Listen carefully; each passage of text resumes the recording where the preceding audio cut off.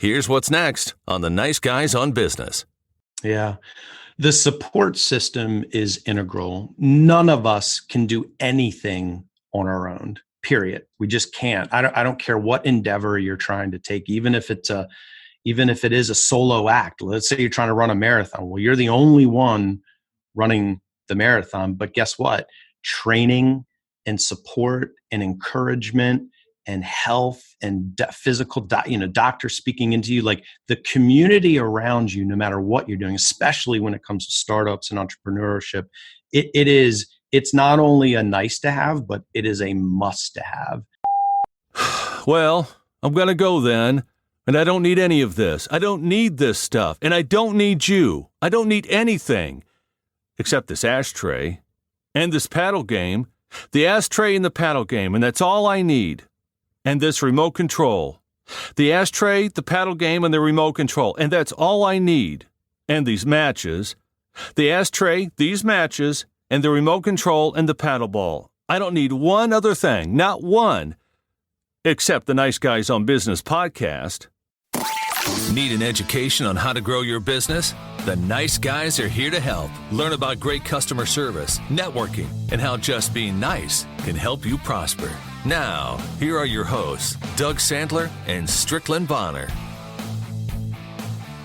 It's not often I have a chance to talk career reinvention, success story, Mr. Nice Guy, and a laundry list of accolades, but most important of which, he's a friend for 30 years. Jason Abell is a speaker, author, business coach, and has demonstrated success in brain-based leadership and mindset coaching. And after funding $1 billion in home loans, and one of those was mine, actually I think several of those were mine, over a 21-year career in the mortgage banking business, he started Rewire Inc., which helps America's growth-minded companies become the best they possibly can be through helping them think differently. Jason Abell, I am so excited to have you here, man. Welcome to the Nice Guys on Business podcast. Doug, grateful to be with you again, my friend. Thank you. We probably haven't talked in a little while, but I know we've exchanged a lot of emails. So it sounds like you've been up to some stuff in the last half a dozen years or so. A little bit. Yeah. Go ahead. Yeah, I was going to say, so tell me what's Rewire? I mean, I'm really curious because I saw you I think we both went through the reinvention about the same time around 2013. And I was kind of floundering, trying to figure out, I don't want to be on that stage doing bar and bat mitzvah entertainment any longer. I love doing it, but it was like, it was enough already. So tell me about your reinvention.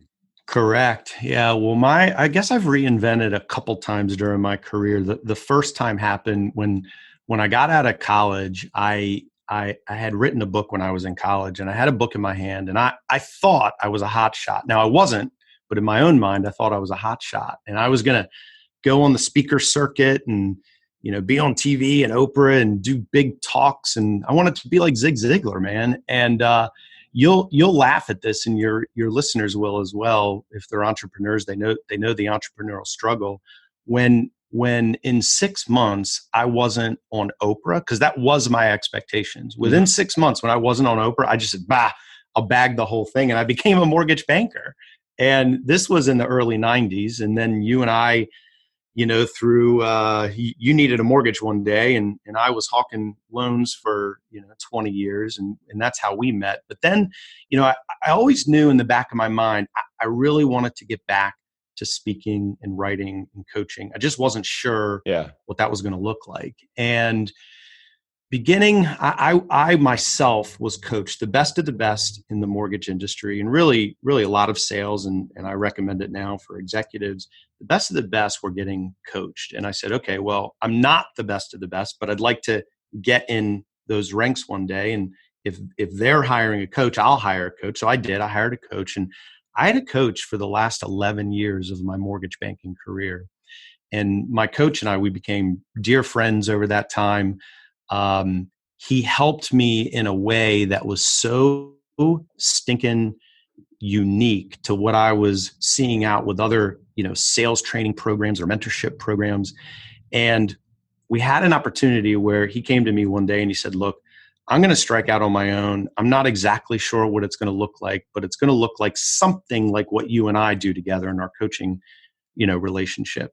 And that was my opportunity to go, okay, let's go through reinvention number 2, and let's get back to what was really meant to do, and what my true love is anyways, which is coaching. So Rewire, that's what we are. We're a coaching company. We started it 6 years ago. You're right. You and I kind of reinvented together a little bit, and that's what we're doing. So go back to that moment back in 2013 when you decided that career reinvention was going to be something that you were going to attempt or go through again.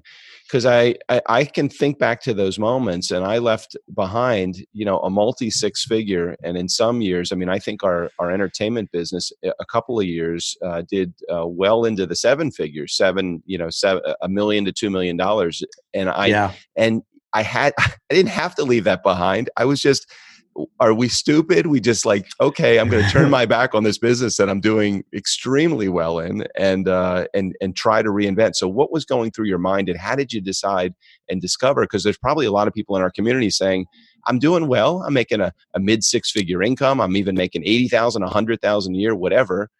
How do you know when it's time to reinvent? Yeah, it's such a great question. I haven't told this story in a long time. Doug, you're a good interviewer, my friend, because this is a story that I haven't told in a while, but here we go. So if you would have asked me the middle of 2013 what I was going to do for the next 20 years, I would have confidently looked you in the eye and said, well, I'm going to do mortgage banking for another 20 years. Yeah. I mean, it was a great career for me. Any of your listeners that know much about mortgage banking, I mean, I was in a position where I had amazing people around me. I liked the company that I worked for. I liked my boss.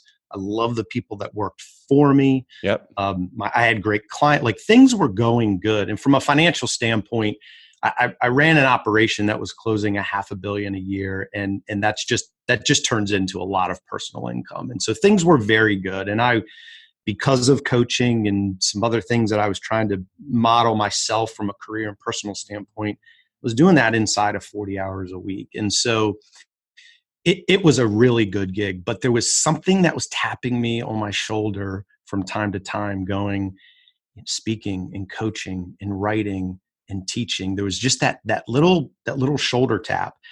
And I was having kind of a one-on-one session with a different mentor coach of mine. And he said to me, I told him the story that I just told you about writing the book and not being on Oprah and all that kind of stuff. And he said, well, let me stop you there for a minute, Jason. He said, if you had a coaching contract on your desk right now to become a coach, I had been coached for a while, but he said, if you had a contract on your desk from a coaching company to become a coach, would you sign that contract? And there was something in me. It like a light bulb went off, and I paused and I said, yes, I would sign it. And that was so unexpected.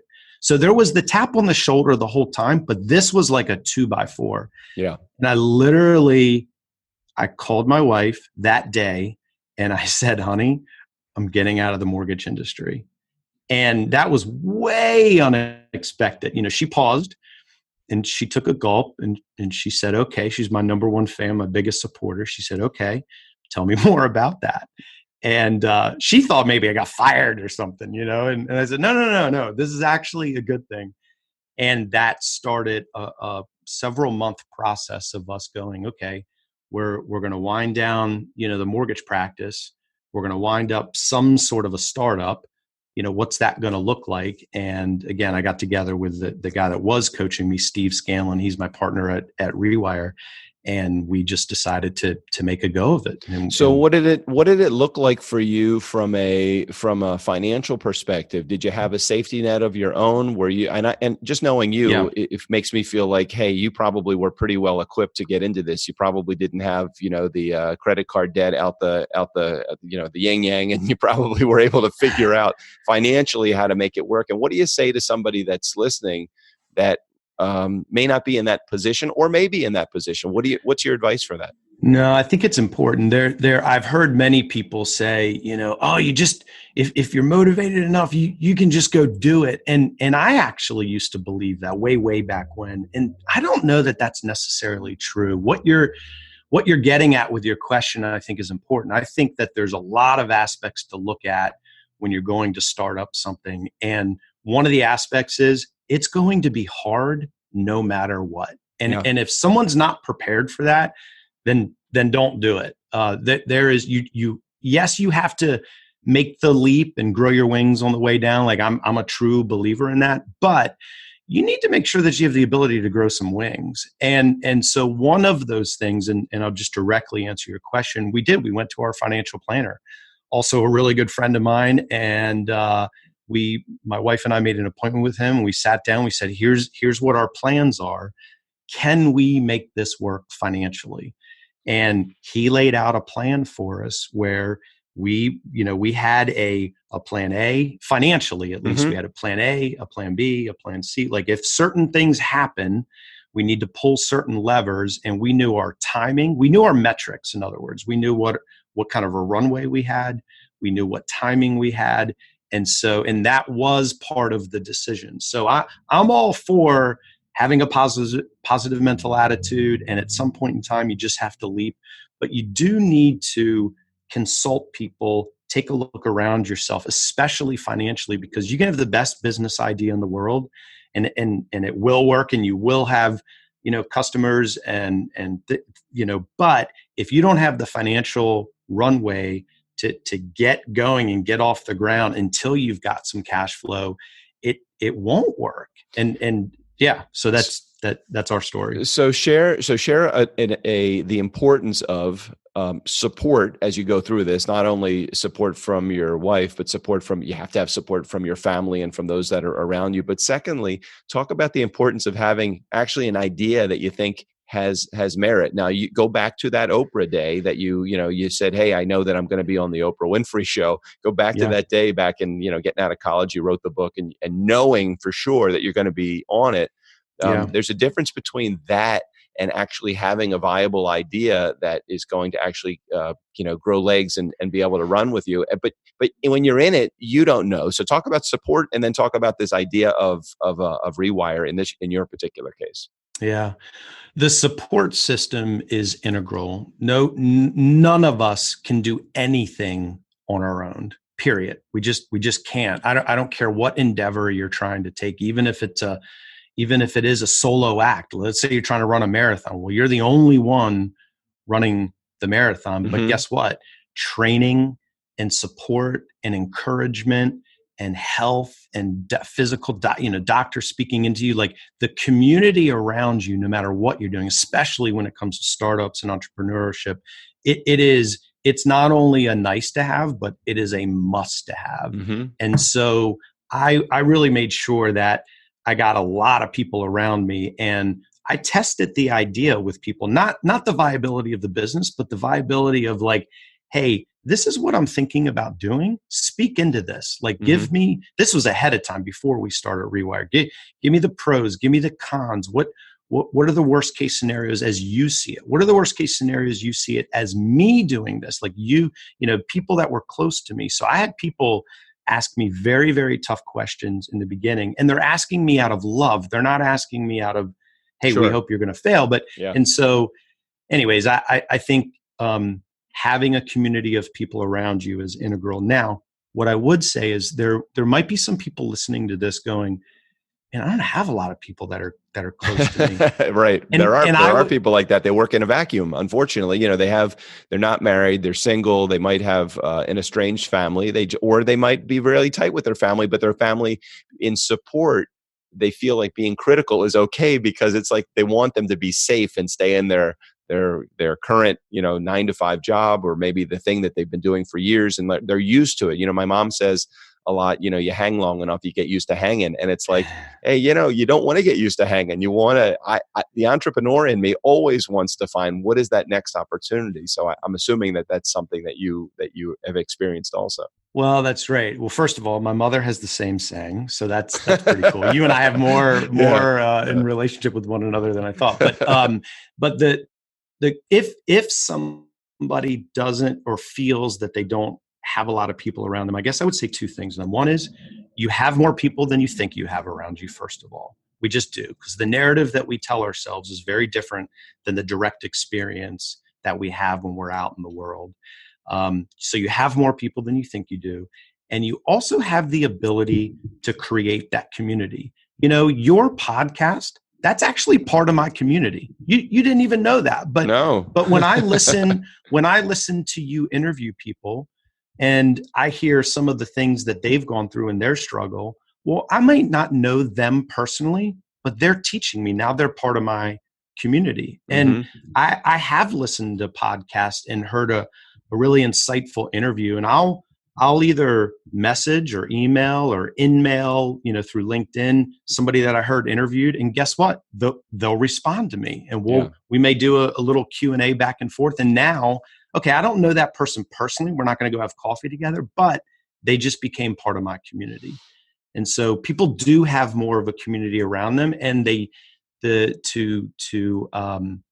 gain more community, it doesn't need to be that person that you have cell phone rights with. It could be a book that you read, a podcast like yours that you listen to, an online coaching system, something like that can be part of your community as well. I love it. I love the idea of bringing in even the online world to your coaching team. Your staff is your story evolves the more that you listen to those things, and your support team. And it really is challenging. If you're listening to this Nice Guy community, keep in mind that even as a solopreneur, somebody that's out there doing this on their own, you're never alone. I mean, you do have the ability through community.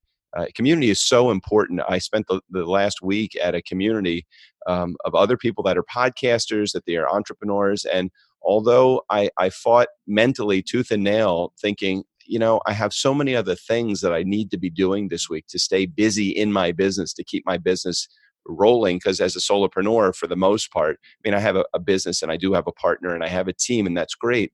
But a lot of the things are done by me. So to step away from that, even for a moment, is challenging. But it probably was one of the most rewarding weeks that I've had in years in terms of just working on my business instead of in my business. And sometimes we have to step out and listen to our community, get involved in with our community, because how essential are they in helping us build our business? So true. Yeah, that's exactly right. And what you're referring to is so important. Yes, you've got to work in your business often, and that's what we do as entrepreneurs, on a day-to-day basis, the grind. But working on your business is as important. In fact, that's our brand of coaching. We call mindset coaching, and that is more of a getting away and sharpening the saw. So when you do come back, you're sharp, you're efficient, you're concise, and you can actually do the things that you know that you should do, as opposed to knowing you should do some things and with a dull saw, not be able to actually do it. So I love what you're saying about getting away and working on the business. Well, you mentioned a word as you were telling me a little bit about your journey. You mentioned the word your narrative, or you said narrative, and I brought it into your narrative. And I want to tie that into Rewire Inc, because I think that probably is a pretty big step in the direction that your coaching business goes. So can you share a little bit about what this your narrative is, not your narrative, but a narrative is, and how it fits into how Rewire actually works?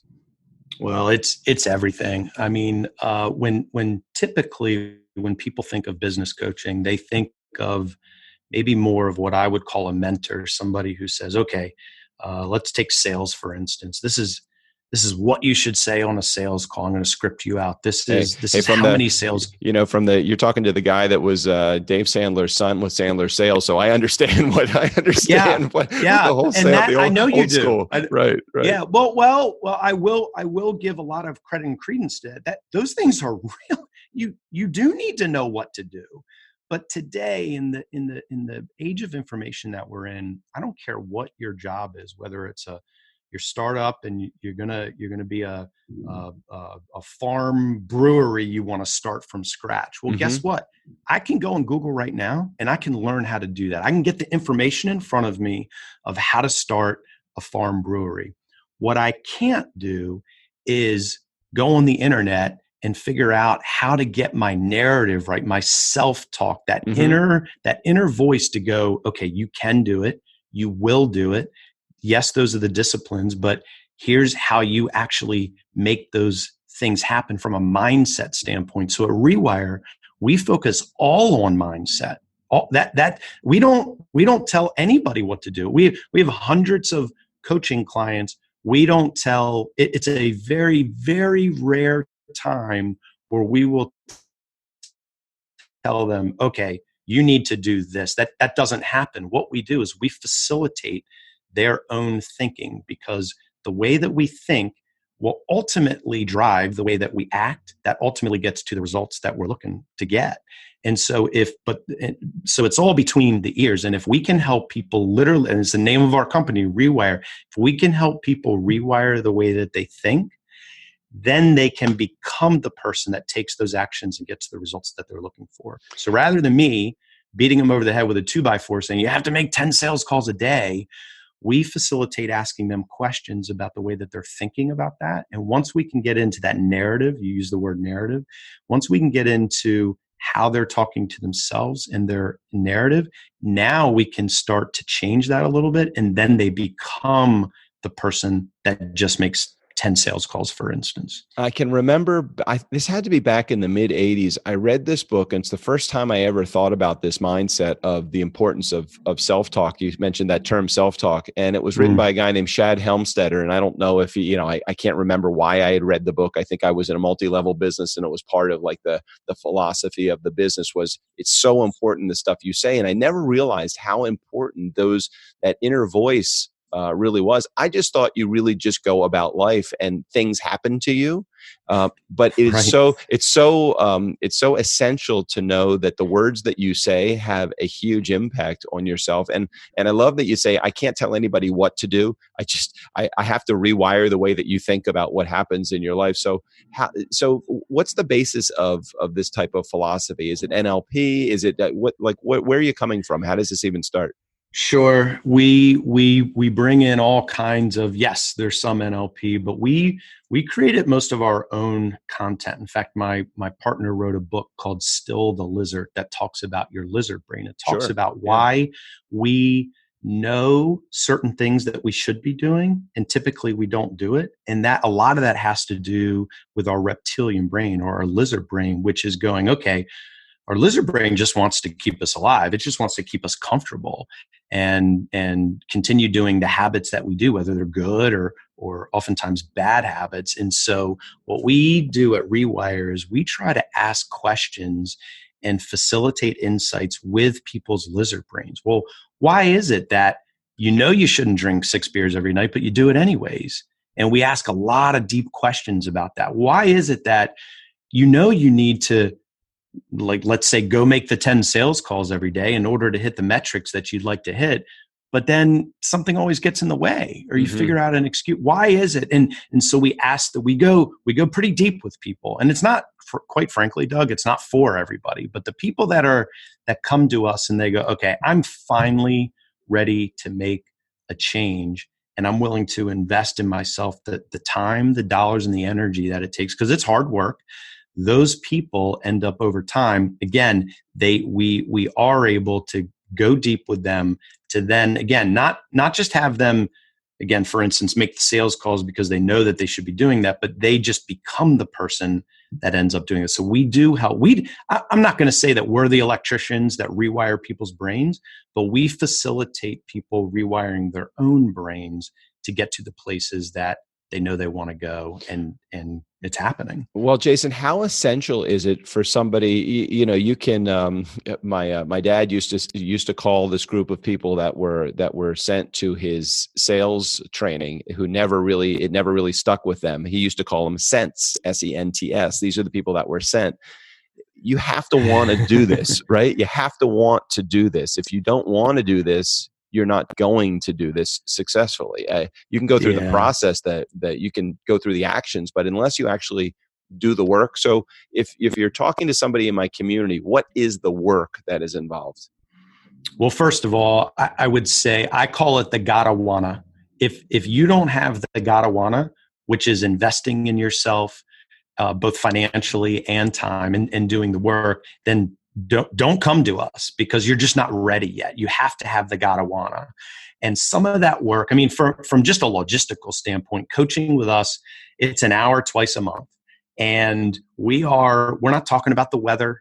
We're not talking about the sports. We're going right for the heart of the matter up front. And even to come on board with us to become a client, you almost have to qualify to become a client. We have a pretty heavy onboarding process where we do a full discovery call with somebody to figure out where it is that they want to go, a little bit of personality profiling, and we do have a score, like what is their gotta wanna score? Or have they really made the decision? And then we've got a whole onboarding survey, which really asks some deep questions that people may have not really been willing to struggle with or to think about. So we want people's wheels turning. Some of those lizard brain, habitual things that people do, we're questioning that from the start.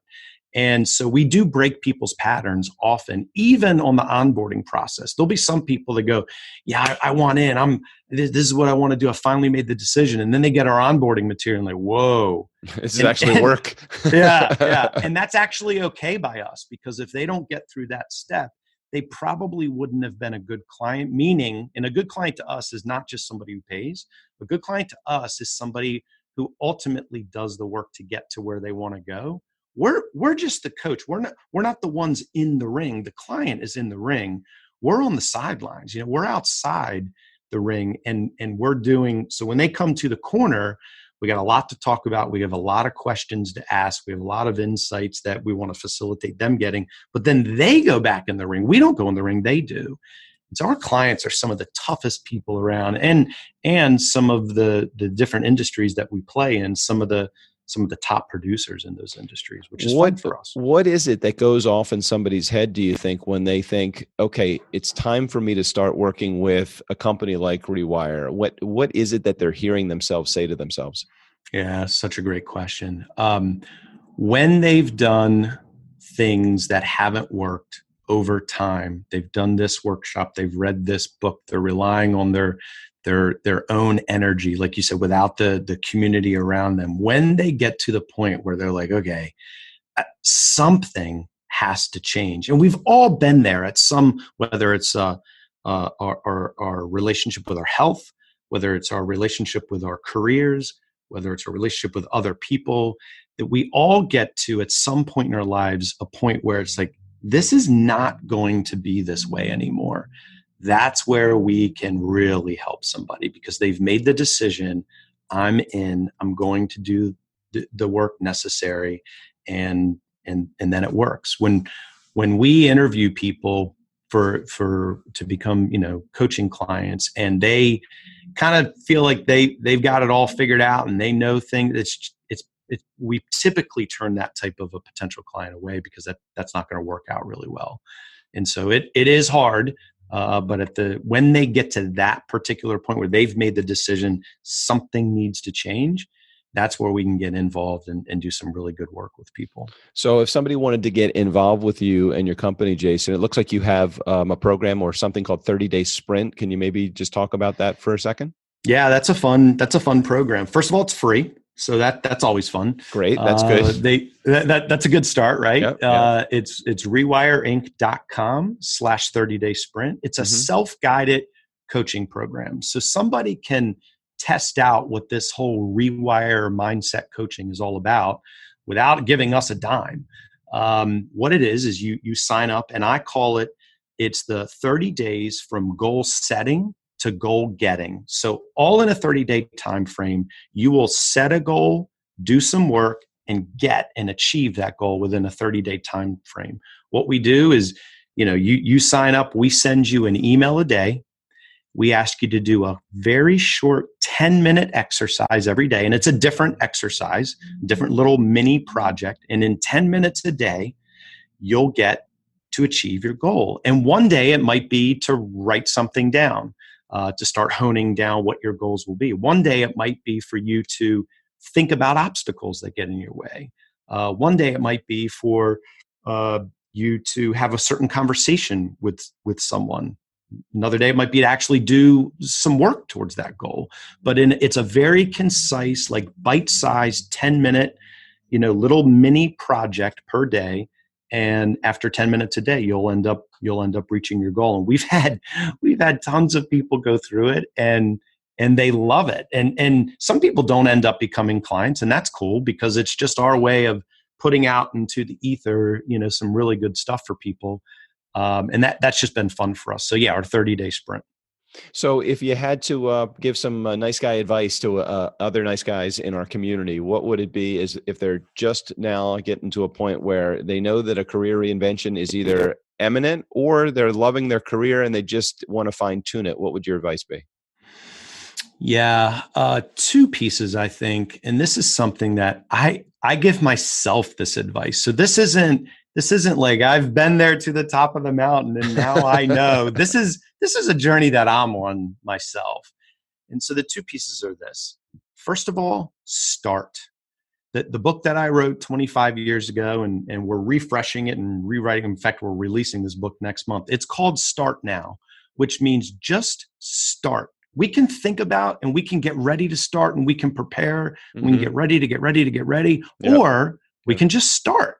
And I don't know this for sure, but I bet when you started your podcast, it wasn't all the way 100% perfect with all the technology, all the stuff, all the whatever, but you just did it. And you had, at some point, you had episode 1 in the Dude, can. I'm 1,000 episodes in and I still look back to those first few and think, oh my gosh, I can't believe we actually started. Even 1,000 episodes in though, I say there's so much further that we have to go and loving this journey every step of the way.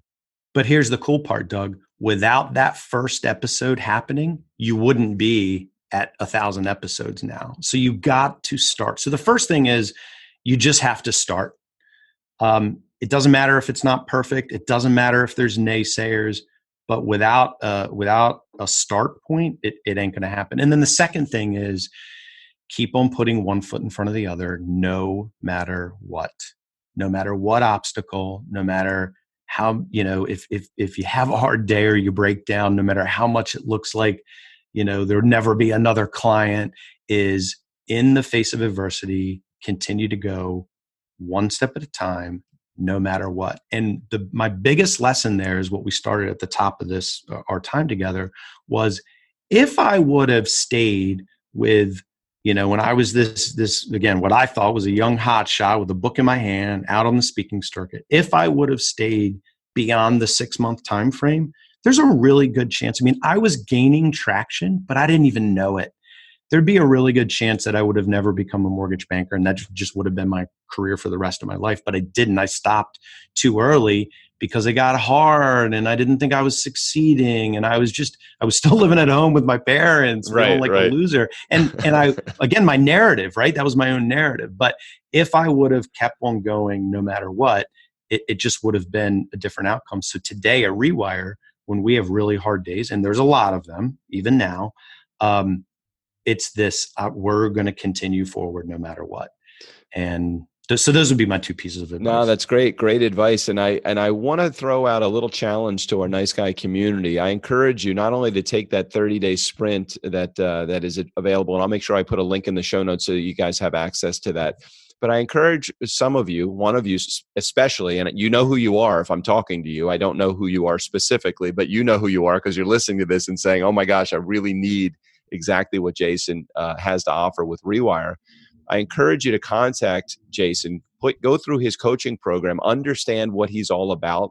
I've had a 30-year relationship with this guy, and I understand where he's coming from. He is legitimate. He's genuine. He's. I know that he is true to his word with wanting to help and the desire to help you.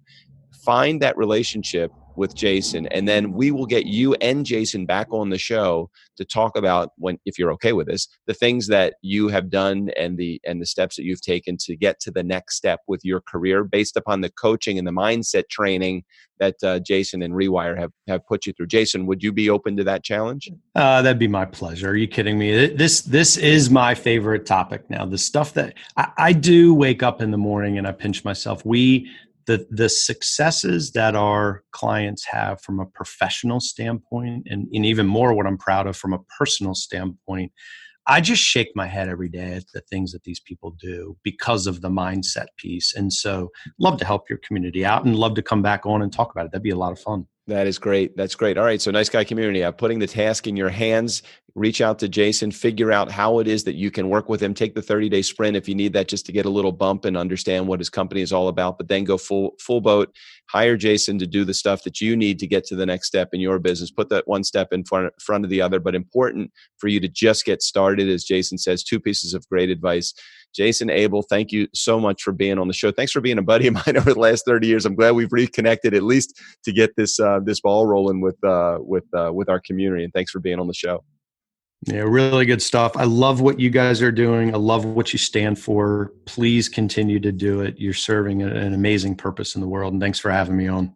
Nice Guy Community, never underestimate the power of nice. Again, special thanks to Jason Abell. All of his information, including access to his company, Rewire Inc., and his 30-day sprint will be right there in the show notes. Steve O'Brien, go ahead and take us out of here.